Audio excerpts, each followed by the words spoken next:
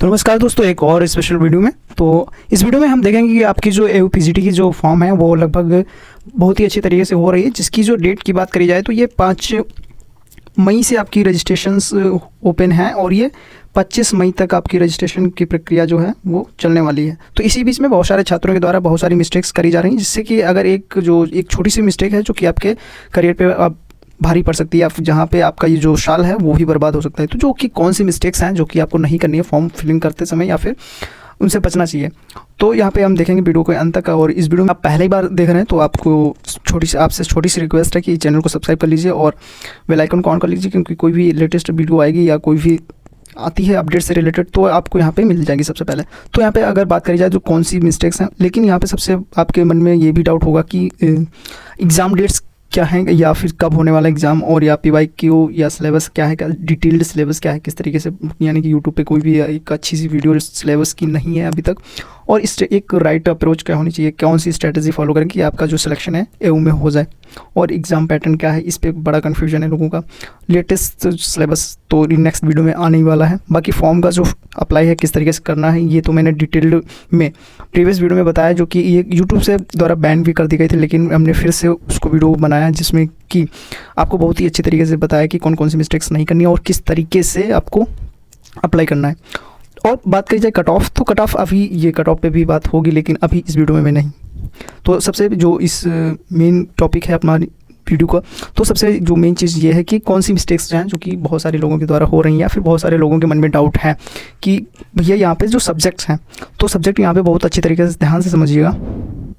तो यहाँ पे सबसे पहले जो आपको नहीं करना है, तो यहाँ पे ध्यान से वीडियो देखिएगा कि जो आपकी जो यहाँ पे फॉर्म फिल कर रहे होंगे तो वहाँ पे आपसे सब्जेक्ट मांग रहा है, यानी कि आपके जो फाइनल ईयर में जो भी सब्जेक्ट्स थे, फाइनल या फिर जो भी ग्रेजुएशन के जो सब्जेक्ट्स थे, तो वो आपको फिलअप करने के लिए दे रहा है। लेकिन यहाँ पे बहुत सारे छात्रों की क्या है कि जिन्होंने BA ऑनर्स वगैरह करी है या फिर BSc ऑनर्स करी है, तो उनके जो है उनको तो प्रॉब्लम आ रही है कि मेरे पास तीसरा सब्जेक्ट तो है ही नहीं, मैं उसमें क्या फिल करूं। तो यहाँ पे मैं बता दूं कि आपकी जो फाइनल ईयर में जो स्टार्टिंग फर्स्ट ईयर जब था, तो उसमें जो आपके 3 सब्जेक्ट्स रहे होंगे वो आपको फिलअप करने के। फॉर एग्जांपल अगर बात करी जाए कि जैसे कि आपके पास मान लेते हैं कि आपका जो ग्रेजुएशन हुआ था उसका पहला सब्जेक्ट क्या था, हिस्ट्री मान ली जाती है, यानी कि आपके पास हिस्ट्री थी, और दूसरा सब्जेक्ट हमारा जैसे कि मान लेते हैं पॉलिटिकल साइंस था, और तीसरा सब्जेक्ट जैसे कि मान लेते हैं ज्योग्राफी थी आपके पास। ठीक है, ये सारे सब्जेक्ट्स थे। तो ये आपको सिंपल सी यही आपको डायरेक्टली यही फिल कर देना है। ठीक है, कोई भी सोचना समझना नहीं है, बस डायरेक्ट आपको फिल कर देना है। लेकिन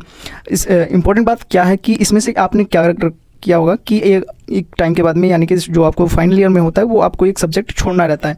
तो यहाँ पे आपने जैसे कि कोई भी इसमें से आपने कोई भी एक सब्जेक्ट छोड़ दिया होगा, तो आपके पास 2 सब्जेक्ट बचे रहे होंगे। लेकिन यहाँ पे जो आप MA करना चाहते हैं या फिर MSc करना चाहते हैं, तो यहाँ पे आपका जो मेन सब्जेक्ट रहा होगा, जैसे कि यहाँ पे अगर इस एग्जाम्पल में देखा जाए, जैसे कि कोई है जो हिस्ट्री में MA करना चाहता है, तो वहाँ पे उसका मेन सब्जेक्ट जो है वो हिस्ट्री रहने वाला है। ठीक है, तो उसमें इन दोनों में से कोई ना कोई उसने छोड़ा ही होगा। ठीक है, तो यहाँ पे मान लिया कि उसने ज्योग्राफी छोड़ दी, तो यहाँ पे उसके पास कौन सा सब्जेक्ट बच गया, हिस्ट्री बच गया और पॉलिटी बच गई। तो इसके पास ये 2 सब्जेक्ट हो गए, हिस्ट्री पॉलिटी हो गई।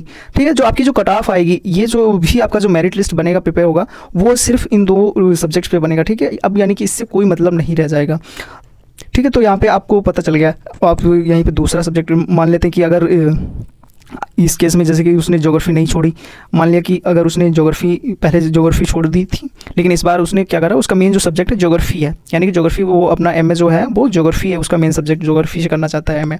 तो यहाँ पे अगर बात करी जाए तो यहाँ पे उसने हिस्ट्री छोड़ी होगी, तो उसके 2 सब्जेक्ट कौन रहे होंगे, यहाँ पे पॉलिटिकल साइंस और ज्योग्राफी। यही का आपका जो PGT का एग्जाम होगा उसमें आपको स्कोर करने रहेंगे, यानी कि और यहाँ पे 50 क्वेश्चन इससे आएंगे, 50 क्वेश्चन इससे आएंगे, तो टोटल मिला के 100 क्वेश्चन आपके हो जाएंगे सब्जेक्ट से, और एक क्वेश्चन 2 नंबर का रहेगा, यानी कि यहाँ पे आपका 200 का सब्जेक्ट टेस्ट रहेगा। ये बहुत ही इंपॉर्टेंट बात है कि यानी कि आपका जो टेस्ट रहने वाला है 200 का बनेगा। लेकिन यहाँ पे 100 क्वेश्चन की जो है वो जनरल अवेयरनेस भी आएगी, यानी कि जिसमें कि बहुत सारे सब्जेक्ट्स इंक्लूडेड हैं, वो डिटेल सिलेबस में आपको बताएंगे। यानी कि ओवरऑल आपकी जो कट ऑफ बनेगी वो आपकी 300 पे कट ऑफ बनेगी। ठीक है, जिसमें कि आपके 2 सब्जेक्ट रहेंगे। ये मैटर नहीं करता आपने कौन सा सब्जेक्ट छोड़ा, तो जो सब्जेक्ट छोड़ दिए रहेंगे उससे आपका सिलेबस में कोई भी एग्ज़ाम में उसका नहीं देना रहेगा, उस पर मेरिट नहीं बनाई जाएगी, ठीक है। देन आफ्टर यहाँ पे जो ऑप्शनल सब्जेक्ट हैं, ऑप्शनल सब्जेक्ट में काफ़ी करना है कि कुछ ऐसे हैं कि जैसे कि आप, जैसे कि फॉर एग्जांपल जैसे वो यहाँ पे ज्योग्राफी करना चाहता था, ज्योग्राफी से एमए करना चाहता है, लेकिन उसने हिस्ट्री छोड़ दी थी, लेकिन ये कहीं ना कहीं वो ये भी चाहता है कि हमारा पॉलिटिकल साइंस अगर ज्योग्राफी नहीं मिलती है, इन द सेंस कि सपोज दैट कि ज्योग्राफी में उसके लेस स्कोर आ गया, लेकिन और वो चाहता है कि पॉलिटी में अगर मेरा अच्छा मार्क्स आ रहा है तो ऑप्शनल है, उसको यहाँ पे चूज़ करना रहेगा, ठीक है। अगर आपको ज्योग्राफी में अगर एमए नहीं मिलता है तो आपको पॉलिटी में मिल जाएगा, तो आप पॉलिटी से भी एमए कर सकते हो। तो यहाँ पे आपको पॉलिटिकल साइंस आपको चूज़ करनी रहेगी, जो लास्ट में आपको जो मैंने फॉर्म भरा बताया है उसमें आपको चूज़ करना रहेगा, क्योंकि ऑप्शनल सब्जेक्ट कोई आप करेंगे तो वहाँ पे एस या नो पूछ रहा है कि अगर आप कोई भी आप जो है ऑप्शनल सब्जेक्ट के लिए चूज़ करना चाहते हैं या फिर कोई भी एग्ज़ाम उसके लिए अलग से पेपर नहीं होगा, जो पेपर जो होगा यहाँ पे पॉलिटिकल साइंस और ज्योग्राफी के तो ये हो ही जाएंगे, ठीक है। तो इसमें कोई चीज़ है ही नहीं अलग से चीज़, तो यहाँ पे आपको एक बोनस ये चीज़ हो जाएगी कि आप इनमें से जिसमें आपका अच्छा नंबर आ जाए उसमें से आपकी कट ऑफ बन जाएगी, सिंपल सी बात है ये।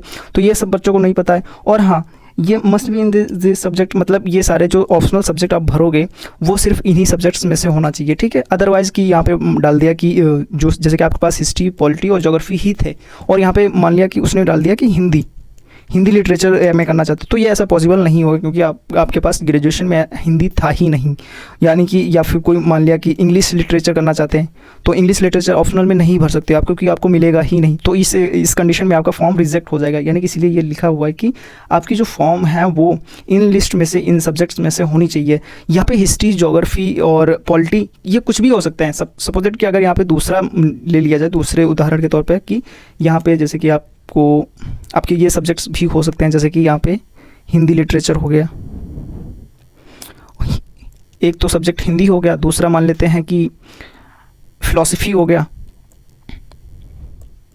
और तीसरा इकोनॉमिक्स हो गया, ठीक है। तो यहाँ पे बहुत सारे लोग जो फिलॉसफी छोड़ेंगे या फिर बहुत सारे लोग जो है इकोनॉमिक्स छोड़ना चाहते हैं, तो उनके क्या रहेगा, तो उनको सिंपल सी एक हिंदी मिलेगी, और यहाँ पे अगर आप इकोनॉमिक्स को छोड़ेंगे तो ये दोनों सब्जेक्ट का पेपर देना रहेगा, यानी कि 50 क्वेश्चन हिंदी के, 50 क्वेश्चन फिलॉसफी से आएंगे, और इकोनॉमिक्स से कोई भी क्वेश्चन नहीं आएंगे। तो यानी कि आपके जो मेरिट बनेगी इन दो सब्जेक्ट्स पे बनेगी, ठीक है। आपका मेन सब्जेक्ट इसमें से कोई भी हो सकता है जो आप चाहें, ठीक है। हिंदी लेना चाहे तो हिंदी, और फिलॉसफी लेना चाहे तो फिलॉसफी, वो यहाँ पे आपको बताना रहेगा कि आप हिंदी में लेना चाहते हैं या फिलॉसफी में लेना चाहते हैं। तो ये सब्जेक्ट बहुत ही ज़रूरी है कि आपको इन तीनों सब्जेक्ट्स में से कोई एक सब्जेक्ट जो हो आपका मेन सब्जेक्ट होना चाहिए, जो कि कंपलसरी है, ठीक है। तो यानी कि आई होप कि इस वीडियो में काफ़ी आप समझे होंगे। अगर कोई भी डाउट तब भी बच जाता है तो आप बेझिझक पूछ सकते हो कमेंट बॉक्स में, और भी कोई भी क्वेरी है, कोई भी डाउट है अगर, तो बिल्कुल पूछो। और अगर तुमने अभी फॉर्म अप्लाई करना नहीं किया है, अगर अप्लाई करना चाहते हो तो उसके पहले ये वीडियो बहुत ही डिटेल में हमने बताई है किस तरीके से फिलअप करना है स्टेप बाय स्टेप, तो वो वीडियो जाके वॉच करो। और हाँ, सबसे इंपॉर्टेंट चीज़ कि अभी इसके बाद में जस्ट आपके एक डिटेल सिलेबस वीडियो आएगी जो जिस पे कि इन सभी पॉइंट्स पे आपकी बात की जाएगी। अगर अभी तक ये वीडियो लाइक नहीं किया तो कर दीजिए, क्योंकि आपके लिए ये मोटिवेशन हमारे लिए भी काम करेगा।